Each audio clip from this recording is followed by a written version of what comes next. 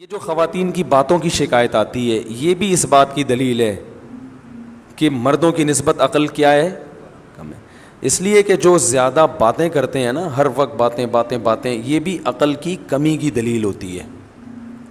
بچے زیادہ باتیں کرتے ہیں، آپ کو پتہ ہے، ہر وقت بولتے رہتے ہیں، بے وقت بولتے ہیں، ہوتا ہے نا. بچوں کو دیکھا ہے نا، کچھ نہ صبح اٹھتے ہی کچھ نہ کچھ بولنا چاہیے. جب وہ میچور ہوتے ہیں خاموش. جیسے جیسے انسان میچور ہوتا رہتا ہے اس میں خاموشی کا عنصر بڑھتا چلا جاتا ہے، یہاں تک کہ بالکل خاموش. کوئی ضرورت کی بات ہوگی تو کرے گا، چپ بیٹھا رہے گا، اسی میں اس کو سکون ملتا ہے. ہم نے بڑے بڑے علماء دیکھے ہیں، اپنے مشائخ کو دیکھا ہے. مفتی رشید احمد صاحب رحمہ اللہ کی میں اکثر مثال دیتا ہوں. ان کی آدھے گھنٹے کی مجلس ہوتی تھی. جب وہ مجلس میں آ کے بیٹھتے تو بسا اوقات پوری مجلس میں خاموش رہتے. بھئی ایک ٹائم دیا ہوا تھا انہوں نے اپنے مریدوں کو آدھے گھنٹے کا، کہ اس میں ملاقات کے لیے آنا چاہو تو آ سکتے ہو. اور علماء کو تو وہ علماء اور طلباء جا کے بیٹھتے تھے ان کے آفس میں. آفس میں بیٹھنے سے پہلے اے سی چلا دیا جاتا تھا اور اس میں اسپرے کیا جاتا تھا خوشبو کا. خوشبو کے وہ بڑے عاشق تھے، خوشبو کے بغیر جہاں خوشبو نہیں ہوتی تھی تو ان کو وہاں بدبو آتی تھی. ٹھیک ہے نا، بہت مہنگی خوشبوئیں استعمال کرتے تھے. تو وہ آدھا گھنٹہ انہوں نے طلباء کو دیا ہوا تھا. تو آتے نیچے آ کے بیٹھ جاتے، بیٹھ کے سب کو ایک نظر دیکھتے، تھوڑا سا مسکراتے، اس کے بعد چپ. کیونکہ کوئی بات ذہن میں نہیں آ رہی کرنے کی تو چپ بیٹھیں. ہم بھی چپ. ہم بھی یہ نہیں کہ اور بھائی سنائیں خیریت حضرت آج صبح ناشتے میں کیا کھایا آپ نے. بھائی کرنا چاہو تو کچھ بھی بولتے رہو، اور کیا کھایا آپ نے ناشتے میں، اور امی ٹھیک ہیں، اور بھائی کیا ہو گیا، منگنی وہاں طے ہو گئی. خواتین یہی کر رہی ہوتی نا باتیں. میت میں بھی باتیں کرتی ہیں. کسی کی میت ہو جائے نا، اب وہاں بھی پوچھ رہی ہوں گی بہن اس دوپٹے کی کیا قیمت ہے. روتے روتے پوچھ رہی ہوں گی ہائے ہائے منع کے ابا دنیا سے چلے گئے، اللہ مغفرت فرمائے. بہن یہ دوپٹہ کہاں سے لیا تھا تم نے؟ وہ پھر روتے روتے ہائے منع کے ابا بہت اچھے تھے، بولٹن مارکیٹ سے خریدا تھا میں نے. تو پھر وہ روتے روتے کہیں گے ہائے ہائے اللہ مغفرت کرے ان کے آپ کے میاں کی، بہت جوانی میں چلے گئے. ذرا سستا مل جاتا ہے بولٹن مارکیٹ میں، صحیح کیا آپ نے، وہاں سے حیدری سے لے لیتی تو قریب پڑ جاتا ذرا سے. تو ان کی باتیں رکتی نہیں. ہمارے حضرت آگے بیٹھتے تھے چپ، ہم بھی چپ اور حضرت بھی چپ.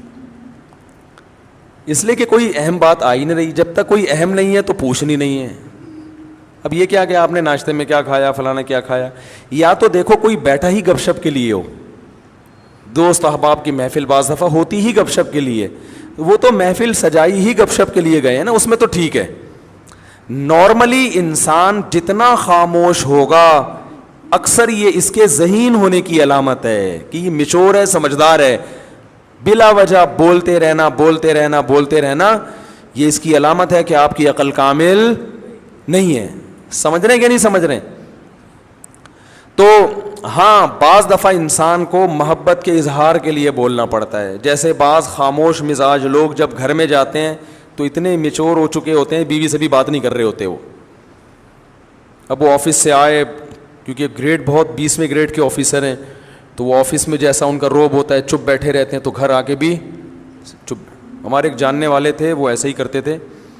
ان کے بچے بھی ان سے بیزار آ گئے تھے اپنے ابا سے، بیگم بھی بیزار آ گئیں. وہ آفس سے گھر آتے، آٹومیٹک ان کا ایک سسٹم تھا نا روبوٹ کی طرح. اس وقت صاحب آفس سے گھر آئیں گے تو جیسے ہی گھر آئیں گے دروازہ پہلے سے کھلا ہوا ہونا چاہیے. وہ جائیں گے اپنے خاص روم میں بیٹھیں گے، ان کی بیگم ان کے لیے روبوٹ کی طرح چائے پیش کر دیں گی. وہ چائے پئیں گے، بات کچھ نہیں، سلام دعا بھی نہیں کرتے تھے. وہ بیگم صاحبہ چائے پیش کریں گی، چائے پئیں گے، آرام کریں گے تھوڑی دیر، اس کے بعد اپنا جو بھی ورک ہے کوئی فون پہ بات چیت کی، اور پھر ٹائم پہ اپنا سو گئے، صبح اٹھے چلے گئے. اچھا بچوں کے ساتھ آتے ہی بچوں کو تھوڑی سی جیب خرچی دے دی، چپ، باتیں نہیں، چپ، جیب خرچی پکڑائی نکل لیے. تو یہ تکبر ہے. اس خاموشی کو کہیں آپ یہ نہ سمجھے کہ ماشاءاللہ بہت سمجھدار ہیں. مفتی صاحب نے کہا تھا کہ جو ذہین لوگ ہوتے ہیں وہ باتیں نہیں کرتے، چپ رہتے ہیں. تو بھائی جہاں بولنے کا موقع ہو وہاں بولنا چاہیے. اللہ میرے والد صاحب کی مغفرت کرے. ہمیں والد صاحب کے انتقال پہ اتنا افسوس ہوا، گھر کی رونق ختم ہو گئی. کیونکہ جب وہ آتے تھے بات چیت کرتے تھے، لطیفے جو میں اکثر بیان میں سناتا ہوں والد صاحب سے سنے ہوئے ہم نے. تو گھر میں جب آپ جائیں تو بیوی بچوں کے ساتھ گپ شپ لگائیں. یہ گپ شپ محبت کے اظہار کے لیے ہوتی ہے, اس میں کوئی وجہ نہیں ہوتی. ویسے جب بات چیت کریں نا تو آفس میں ریزرو رہا کریں, بلا وجہ بات چیت چپ کر کے بیٹھو بھائی, یہاں کام کی بات ہے تو کرو, نہیں تو پتلی گلی سے نکلو. اب جیسے مجھ سے بھی کوئی ملنے کے لیے آئے, کوئی کام کی بات ہے, تو مجھے بھی میں کہتا ہوں بھائی اس کام کی بات کو فوکس کرو, ایران توران نہ جاؤ. فون میں نے ریسیو کر لیا کسی کا, وہ ایران توران شروع کر دیتے ہیں. بھائی جو آپ کا مسئلہ ہے اسے آپ پوچھیں, اگر پھر بھی وہ ادھر ادھر طول دیتا ہے تو میں لائن کاٹ دیتا ہوں کہ ہم اب گپ شپ کے لیے آپ سے ہم نے بات نہیں کی ہے. گپ شپ کیا ہے تو پھر دوستی ہے, تو پھر چلو وہ ہائی وے پہ چلتے ہیں, وہاں بیٹھ کے وہ بنوائیں گے انشاءاللہ, اور پھر گپے بھی لگائیں گے. سمجھ رہے ہیں نا؟ تو اس میں بعض لوگوں کی عادت ہوتی ہے وہ فری ہو جاتے ہیں. اور میں نے یہ چیز بھی نوٹ کی ہے, بہت معذرت کہ خواتین کے جب فون آتے ہیں تو وہ بات کو طول دیتی ہیں, ٹو دا پوائنٹ بات نہیں کرتی, بہت لمبی. مرد کا جو فون آتا ہے تو وہ مختصر بات کرتے ہیں. وجہ اس کی یہی ہے کہ خواتین کو بات سمیٹنا نہیں آتی ہے, سوائے ان خواتین کے جو میرا بیان سن رہی ہیں, کیونکہ پھر نیگیٹو کمنٹس بہت آتے ہیں, تو ان خواتین کے علاوہ کی بات کر رہا ہوں, طول دیتی ہیں. قرآن میں آتا ہے نا وَمَن يُنَشَّأُ فِي الْحِلْيَةِ وَهُوَ فِي الْخِصَامِ غَيْرُ مُبِينٍ. عورت کے بارے میں اللہ نے فرمایا وہ خصام میں غیر مبین ہوتی, اپنی بات کو مدلل انداز میں نہیں پیش کرتی, جذبات سے زیادہ متاثر کرتی ہیں, جذبات زیادہ غالب آ جاتے ہیں, ٹو دا پوائنٹ بات کم ہوتی ہے. تو اس میں خوب اچھی طرح سے سمجھیں. کیا کہہ رہا تھا یار میں, کہاں سے کہاں بات چلی گئی, وہ واقعہ سنا رہا تھا. تو وہ صاحب جب گھر میں آتے ہیں چپ روبوٹ بن کے نا, وہ چائے پئیں گے, سو جائیں گے, رات کو کھانا آ جائے گا ان کے سامنے رکھا جائے گا بالکل ٹائم پہ, کھانا آیا کھایا, تھوڑا چہل قدمی کی اکیلے, پھر سو گئے, پھر صبح اٹھے. ایسے ان کی روٹین. میں جب ان کا کبھی ذہن میں تصور آتا ہے تو میں اپنے والد صاحب کا آتا ہے, میں نے کہا یار وہ کتنے, جب انسان کمپیئر کرتا ہے نا, جب تک کوئی آپ کے سامنے اپوزٹ مثال نہیں ہوتی تو پھر اپنوں کی قدر کہتا ہے یار کیسے زبردست آتے ہیں. حالانکہ ان کی بڑی عزت تھی محلے میں, بہت ہر جگہ عزت ہوتی تھی ان کی, لیکن گھر میں آ کے بالکل بچوں میں گھل مل جایا کرتے تھے, لطیفے بھی سناتے تھے, غصہ بھی ہوتے تھے, ہنسی مذاق کی باتیں بھی کر لیتے تھے.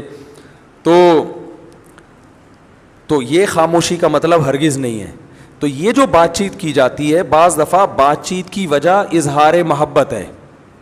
میں جب کوئی ملنے کے لیے آتا ہے میں دیکھتا ہوں کہ اس پہ روب بہت ہے, وہ بات نہیں کر پا رہا مجھ سے, پھر میں اس سے ایران توران خود ہی شروع کر دیتا ہوں تاکہ اس کا روب تھوڑا.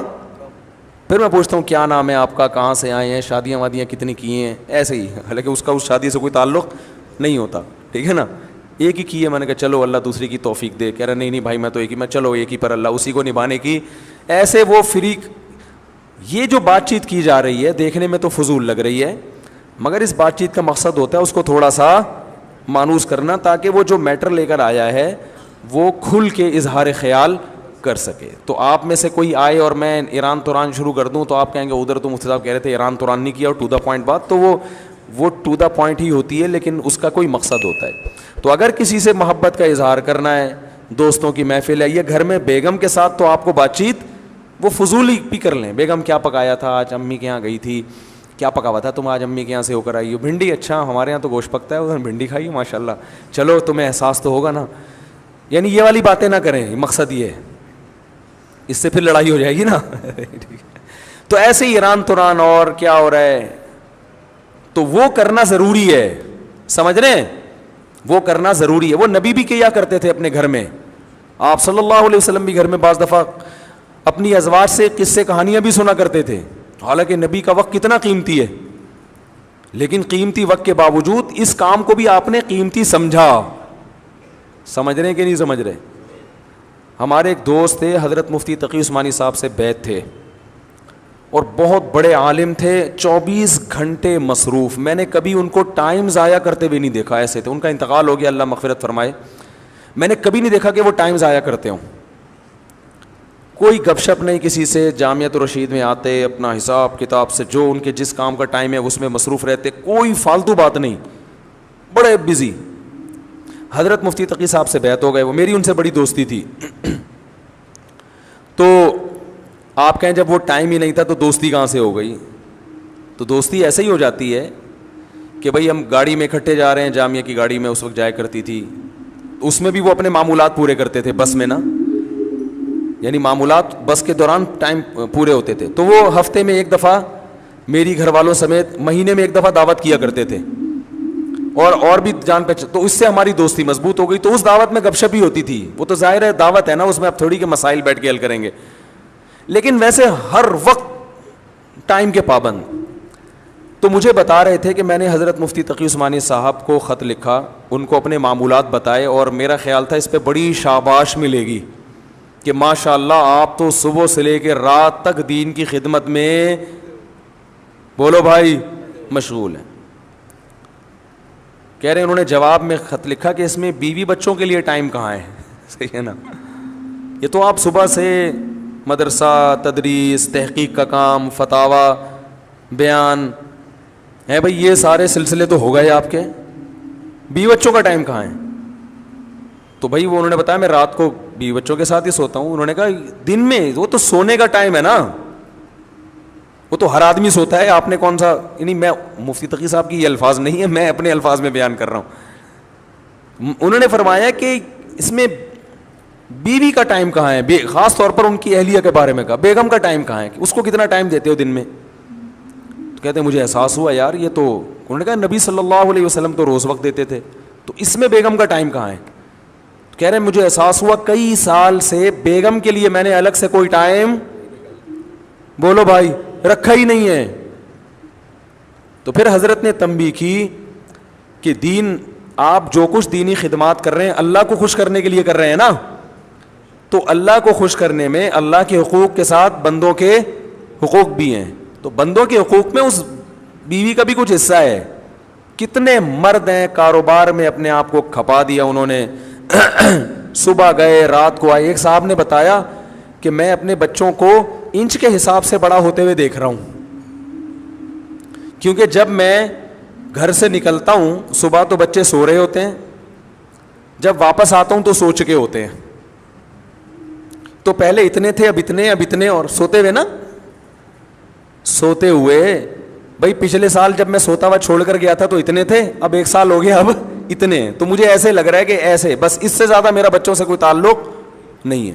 وہ خود بتا رہے تھے کہ میرے بچے بڑے ہو رہے ہیں, بس مجھے سوتے ہوئے پتہ چل رہا ہے, اتنا ریلیشن ہے بچوں سے. پھر بچوں اور باپ میں تعلق کمزور, محبت ہی نہیں رہتی ان کو ابا سے. ایسے بہت روبوٹ ہم نے دیکھے ہیں. تو میں نے ایک واقعہ سنایا, اور بھی ایسے کئی واقعات ہیں. ایک وکیل صاحب, ان کی زندگی روبوٹ جیسی, کہہ رہے ہیں کہ 10 سال میں اپنے بھائی بہنوں سے نہیں ملے. یہ مجھے بتایا ان کے رشتہ داروں نے کہ 10 سال ہو گئے, کیونکہ یہ ہائی کورٹ میں اس کیس کی سماعت کرتے ہیں اور بڑے مشہور وکیل ہیں. اب تو انتقال ہو گیا, اللہ مغفرت فرمائے. بڑے مشہور وکیل ہیں اور بہت پیسہ کمایا انہوں نے, بڑے ایماندار ہیں. ایمانداری پر ان کو ایوارڈ ملے ہیں. ایمانداری پر جب مسلم لیگ کی حکومت تھی اس وقت ان وکیل کو ایمانداری پر ایوارڈ ملا تھا. پاکستان میں وکیل کو ایمانداری پہ ایوارڈ مل جائے, آپ اندازہ لگاؤ یار کتنا نیک اور واقعی بہت نیک تھے. کبھی کرپشن نہیں, کوئی جھوٹا کیس نہیں لیا. جو بھی مجرم آتا تھا پہلے اس سے پوچھتے تھے, یعنی مجرم تو نہیں, جو بھی کیس آتا تھا پہلے اس سے پوچھتے تھے کہ غلطی, پہلے خود ٹریس کرتے تھے کہ یہ کرپٹ تو نہیں ہے, کہیں ظلم اس کی طرف سے تو نہیں ہے. جب پتہ چلتا تھا بھائی اس پہ ظلم ہو رہا ہے, پھر وہ کیس لیتے تھے, اور کوئی کیس وہ ہارے نہیں تھے کبھی بھی. اتنے تیاری کے ساتھ ہر وقت کتابیں لے کے بیٹھے رہتے تھے. میں ان کے گھر گیا, ان سے ملا میں باقاعدہ, اتنی موٹی موٹی وکالت کی کتابیں, اور ہر وقت اسٹڈی کر کر کے ان کے سر بالکل ایسے بن گیا تھا جیسے کچھ دن پہلے میں نے جو چرنا میں آپ نے میری ویڈیو دیکھی ہوگی نا. اب اللہ کا شکر ہے اوپر کے حالات ویسے خطرناک الحمدللہ نہیں ہیں, بہت ڈینجرس حالات تھے اس زمانے میں اوپر کے. تو جو سمجھدار ہیں ان کو پتہ ہے, باقی پھر تو اب میں نے ان کو دیکھا اتنی موٹی موٹی کتابیں اور وقت پڑھتے رہتے ہیں. وکالت میں تو آگے نکل گئے, بچے بھی باغی, رشتہ دار بھی باغی, کوئی دوسرے ملک سے ان کی بہن آئی ملنے کے لیے تو کوئی ٹائم ہی نہیں دیا اس کو, میرے پاس ٹائم نہیں ہے, سب لعنتیں بھیج رہے ہیں. تو یار یہ کون سی زندگی ہے؟ حکومت آپ کو ایوارڈ دے رہی ہے لیکن رشتہ دار آپ سے ناراض ہیں, تو کیا اللہ خوش ہوگا؟ وَأُولُو الْأَرْحَامِ بَعْضُهُمْ أَوْلَى بِبَعْضٍ فِي كِتَابِ اللَّهِ، اللہ کی کتاب میں سب سے پہلے رشتہ دار ہیں. سب سے پہلے آپ کیس کی سماعت کریں. آپ کیس اتنے لیں جتنے اپنے گھر والوں کو اور رشتہ داروں کو ٹائم دے کے جو وقت بچے اس میں آپ لگائیں. آپ سارا ٹائم اسی میں برباد کر دیا تو یہ بڑا ظلم ہے. تو خاموش رہنے کا مطلب یہ نہیں ہے کہ گھر میں جا کے بھی ناک پہ مکھی بٹھا کر خاموش ہو جائیں. وہاں جائیں رشتہ داروں میں جب جاتے ہیں تو ٹھیک ہے، گپ شپ ہوتی ہے، بات چیت ہوتی ہے، وہ تو ایران توران چلتا ہے. دیکھو میں اکثر واقعہ سناتا ہوں. اللہ تعالیٰ نے حضرت موسیٰ علیہ السلام کو جب نبوت دی ہے تو موسیٰ علیہ السلام نے کوہ طور پہ جا کے دیکھا، کوہ طور پہ دیکھا آگ جل رہی ہے. حضرت موسیٰ کو نہیں پتا تھا کہ یہاں اللہ مجھ سے ہم کلام ہوگا. حضرت موسیٰ علیہ السلام وہاں پہنچے تو اللہ تعالیٰ نے کیا فرمایا؟ انی انا اللہ، اے موسیٰ میں اللہ ہوں.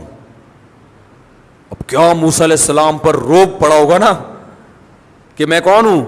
اللہ ہوں. اب موسیٰ علیہ السلام اس قدر روب میں آئے ہیں کہ اب اللہ نے موسیٰ علیہ السلام کو نبوت بھی دینی ہے اور بھیجنا کہاں ہے؟ فرعون کی طرف.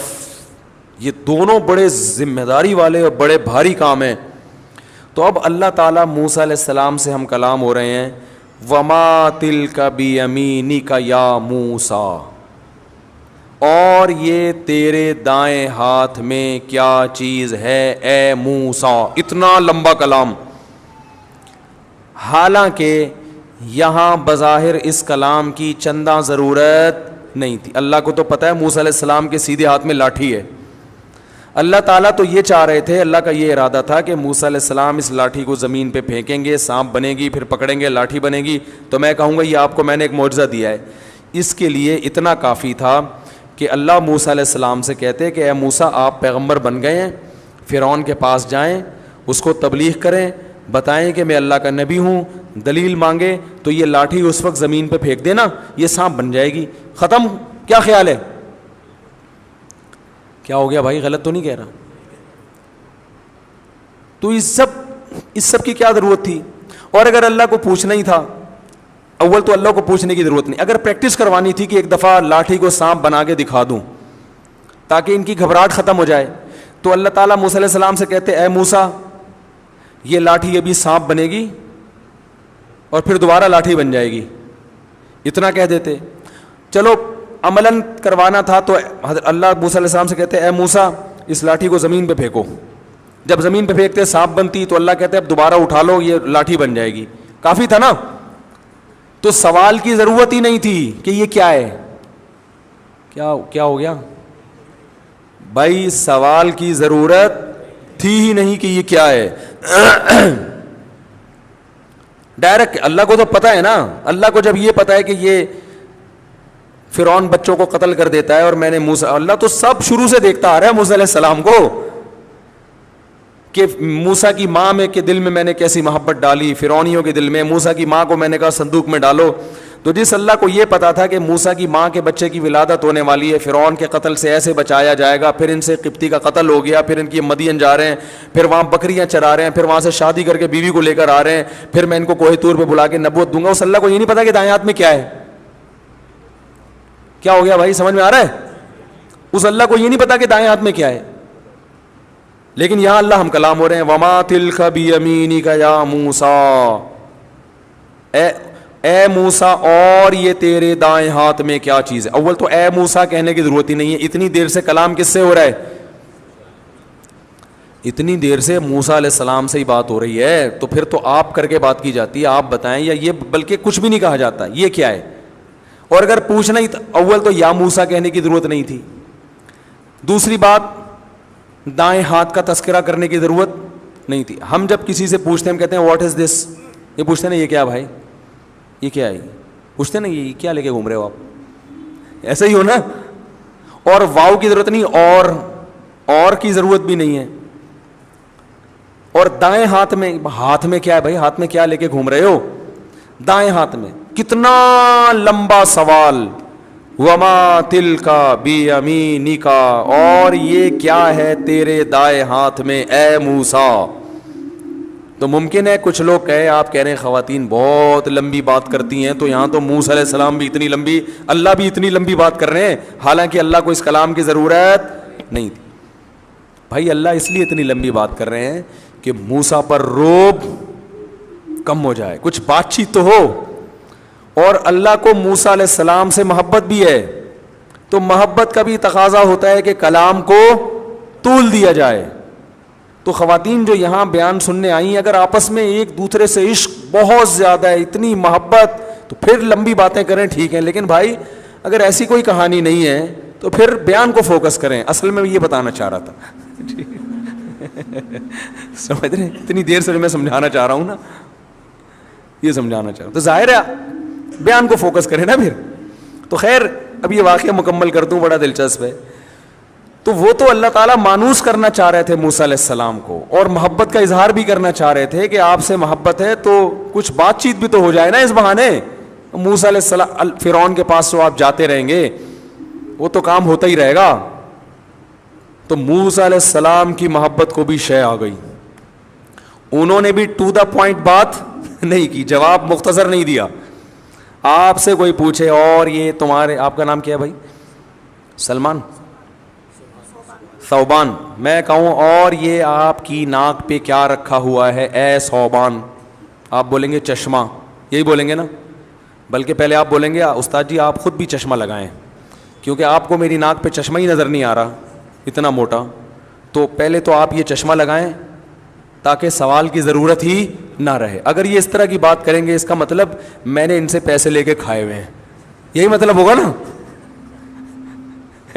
طنز کا کوئی موقع ہاتھ سے جانے نہیں دے رہے، نفرت ہے، کوئی وجہ ہے، کچھ تپے ہوئے ہیں.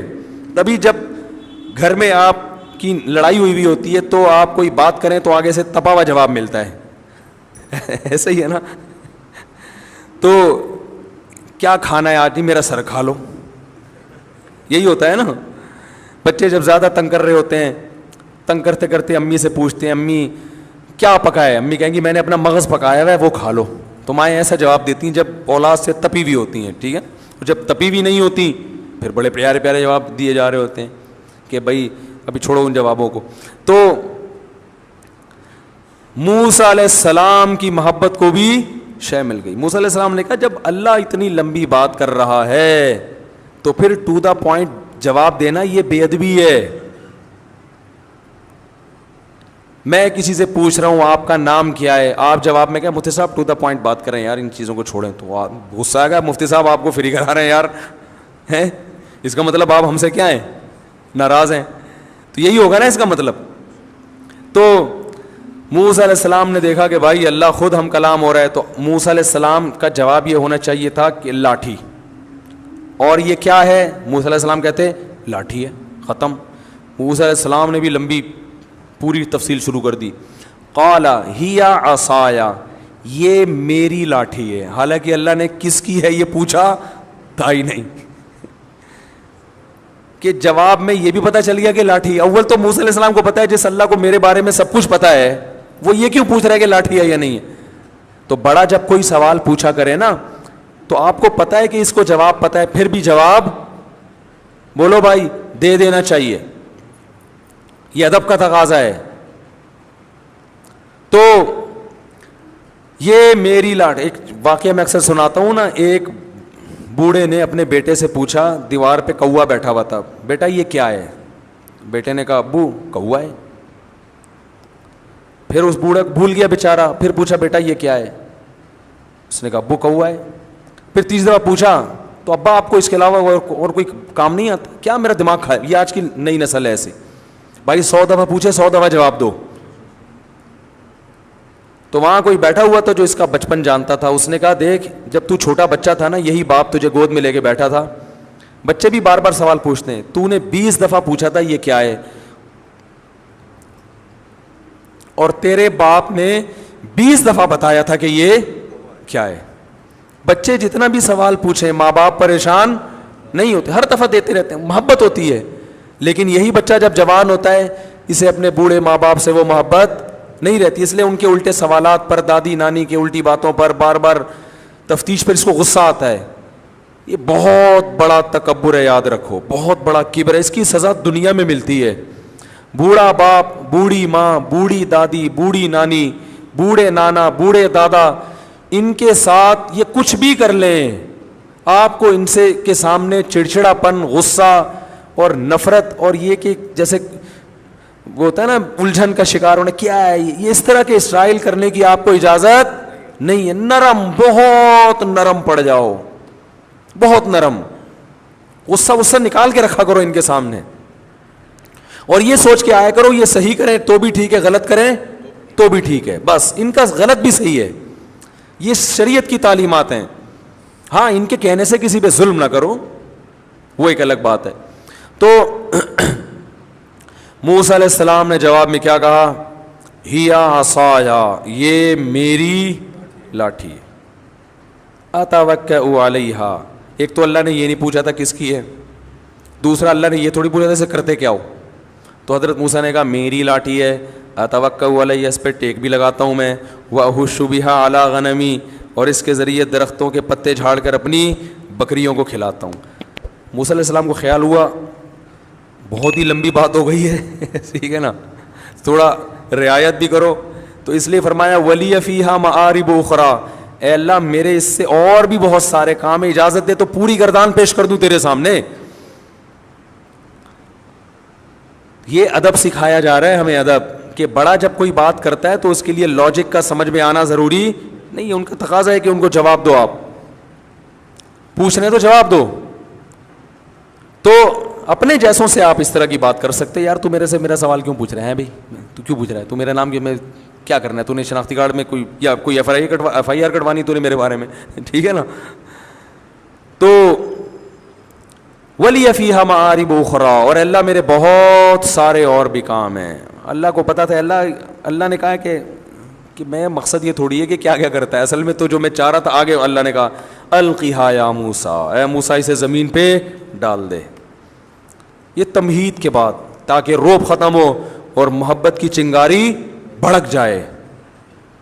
تو گھر میں جب جایا کریں چنگیز خان بن کے، بولو بھائی، نہ جایا کریں دوستوں میں ہا ہا ہو ہی چل رہا ہے، گھر میں آتے ہی ایسے جیسے ایسے لوگوں کو میں کہتا ہوں 2 سینگ لگا کے جایا کرو اپنے.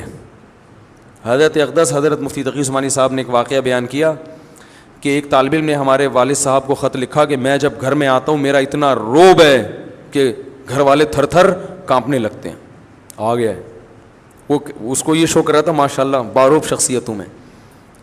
تو ان کو خیر حضرت مفتی شفیع صاحب نے ڈانٹ لگائی کہ یہ تو نبی صلی اللہ علیہ وسلم تو گھر میں مسکراتے چہرے کے ساتھ آتے تھے، آپ کی تو سنت ہے گھر میں جب آتے کیسے بولو نا، مسکراتے چہرے کے ساتھ. تو گھر میں جب جائیں بچوں کو پیار کریں، تھوڑا کلابازیاں کھائیں بچوں کے ساتھ، کچھ گپ شپ لگا لیا کریں بیگم کے ساتھ بھی، کبھی اس کو لے گئے تھوڑا سا گاڑی میں یا بائک پہ یا رکشے میں یا پیدل، جو بھی اللہ نے جتنی جس کو صلاحیت دی ہے، وسائل دی ہیں، پردے کی پابندی کے ساتھ، تو ٹائم دینا یہ شریعت کا حکم ہے. اور پھر وہاں بات چیت کرنا وہ اس بات چیت میں داخل نہیں ہے جو انسان کے کم عقل ہونے کی دلیل ہے. کم عقل ہونا وہ ہے جس کی کوئی وجہ نہ ہو، وہی کیا کھایا تھا ناشتے میں، کیا کیا تھا، اور یہ کہ بس میں بٹھا دو نا تو شروع ہو جاتے ہیں بلا وجہ. جہاز میں بعض دفعہ دیکھا ہے باتیں ہی نہیں ختم ہو رہی ہیں، بھائی چپ کر کے سفر کرو. پارک میں دیکھا ہے میں نے، صبح پارکوں میں جاگنگ کبھی کبھار میں جاتا ہوں تو لوگ باتیں کرتے ہوئے واکنگ کر رہے ہوتے ہیں. او بھائی یہ باتوں کا ٹائم نہیں ہے، آپ واکنگ کرو فل اسپیڈ کے ساتھ، ہوا لو پھیپھڑوں میں جذب کرو، صبح کی ہوا وہ نکالو ہوا پریشر کے ساتھ لو، اور اس ذہن کو ریلیکس کرو. اس میں بھی چپڑ جا رہے ہیں باتیں، یہ اس واکنگ کا فائدہ نہیں ہے، اس میں تو آپ تھکا رہے ہو ذہن کو. تو واکنگ میں تو میں دیکھتا ہوں مرد بھی باتیں کر رہے ہوتے ہیں اور خواتین بھی. خواتین وہ بھی باتیں ہی نہیں ختم. بھائی اس کو چھوڑ دو تھوڑی دیر کے لیے یار، سکون میں آؤ، فوکس کرو اپنی واک کو، اسپیڈ سے واک کرو، جسم تھکے پسینہ نکلے اور ہوا آپ کے پھیپھڑوں میں. جب آپ کو لمبے سانس، باتیں کرتے ہوئے آپ لمبے سانس نہیں لے سکتے، بات کرنے کے لیے سانس روکنا پڑتا ہے، ٹھیک ہے. تو یہ اپنی واک کا بھی بیڑا غرق کر دیتے ہیں ٹاک کے چکر میں. تو ٹاک کا ٹائم الگ ہے، واک کا ٹائم الگ ہے. ٹاک اور واک کو ایک ساتھ کریں گے تو نہ ٹوکنے کے قابل رہیں گے اور نہ واکنے کے قابل رہیں گے. ایک عورت گئی ڈاکٹر کے پاس, تو انگلش بولنے کا بہت شوق تھا, انگلش پوری آتی نہیں تھی, تو ڈاکٹر کے پاس جا کے کہتی ہے, ڈاکٹر صاحب میرا بچہ نہ ایٹدا ہے نہ سلیپدا ہے, ویپدا ہی ویپدا ہے. ڈاکٹر صاحب میرا بچہ نہ ڈھنگ سے ایٹدا ہے اور نہ ڈھنگ سے سلیپدا ہے, بس ویپدا ہی ویپدا ہے 24 گھنٹے. تو اس سے مجھے یاد آیا وہ ٹاکر نہ ٹاکتے ہیں صحیح طریقے سے, نہ ٹاکتے ہیں نہ واکتے ہیں. تو ایک کام کر لو, ٹاک کے لیے الگ ٹائم رکھ لو بھائی, اس میں صرف ٹاکیں گے بیٹھ کے, واک کو ٹاک کے ساتھ خلط ملط نہ کرو, نہ واک کے قابل رہو گے اور نہ ٹاک کے قابل رہو گے. تو یہ بات پوری اس پر آئی تھی کہ خواتین کو یہ مان لینا چاہیے کہ ہمارے میاؤں میں تھوڑی سی ہم سے عقل زیادہ ہے. تو بڑے بڑے فیصلے میاؤں کو کرنے دیا کریں, میاؤں کو بڑے بڑے فیصلے بچوں کی ایجوکیشن کے بارے میں, ان کے نکاح شادی بیاہ کے معاملات میں. بچی کے معاملے میں شادی ہو گئی ہے تو پھر اس کو علیحدگی دلوانی ہے یا وہ پرانے مکھنچو کے ساتھ ہی اسی کو برداشت کرنا ہے. یہ سب چیزیں جو ہے نا, یہ جو بڑے بڑے فیصلے ہوتے ہیں اس میں شوہر کی اطاعت کرنی چاہیے. اسی وجہ سے اللہ نے حکم دیا, اس میں قوت فیصلہ زیادہ. اور یہ بھی ایک بات یاد رکھو کہ جب معاملہ بچی کی شادی کا ماں کے ہاتھ میں جاتا ہے تو پھر ان کی شادی نہیں ہو پاتی, کیونکہ وہ ان میں قوت فیصلہ ہی نہیں ہے. وہ سوچتی رہتی ہیں, بچیوں کی عمریں نکل جاتی ہیں اس چکر میں. باپ میں ڈیسیجن پاور وہ پلس مائنس کر کے نا, اس کی پازیٹیو چیزیں نیگیٹو چیزیں دیکھ کے تول کے جلدی فیصلہ کر لیتا ہے کہ یہ مناسب ہے یا نہیں. خواتین ساری زندگی سوچتی رہیں گی کہ یہ اس کی غربت کو پہ کمپرومائز کروں یا اس کا ہینڈسم ہونا دیکھوں, ٹھیک ہے نا, یا ہینڈسم نہیں ہے لیکن امیر ہے تو پیسہ دیکھوں, شکل دیکھوں, قوم دیکھوں, قبیلہ, ساری چیزیں تو ایک آدمی میں ملتی نہیں ہے نا, تو وہ فیصلہ نہیں ہو پاتا ان سے, اس لیے وہ لمبا چلا جاتا ہے معاملہ.